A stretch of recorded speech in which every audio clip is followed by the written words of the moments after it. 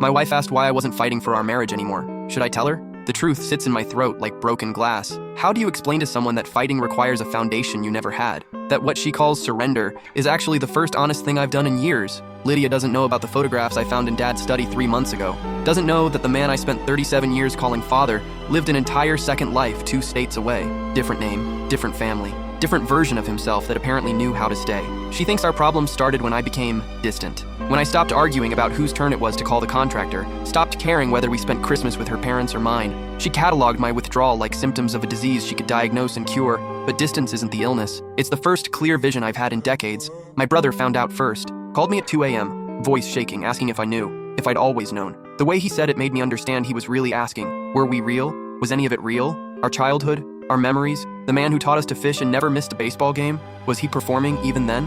I told Lydia I needed time to process Dad's death. She held me while I pretended to grieve. What I was really doing was reverse engineering my entire existence. Every lesson about commitment Dad taught me, every lecture about being a man of your word, it was all script written by someone who'd perfected the art of abandonment. He didn't leave. That would have been honest. He just learned to exist in multiple places at once, giving fractions of himself and calling it devotion. I've been doing the same thing. Not another family, but other versions of myself, compartmentalized and contained. The husband who goes through motions, the son who never questioned, the brother who kept secrets even from himself, each one separate, none of them whole. When Mom's dementia got worse last year, she started calling me by his other name, the one from the photographs, Kendrick. She'd look at me with such clarity and say, "Kendrick, why did you come back?" My sister thinks it's the disease, random neural misfiring, but I've started wondering if Mom always knew, if her silence was its own kind of distance, her own survival mechanism, if watching someone you love fracture themselves teaches you to fracture too. Lydia wants to know why I won't fight. Because I don't know which version of me would be doing the fighting. Because I look at her and see someone who fell in love with a composite, a carefully curated collection of acceptable pieces. She doesn't know about the rage I inherited,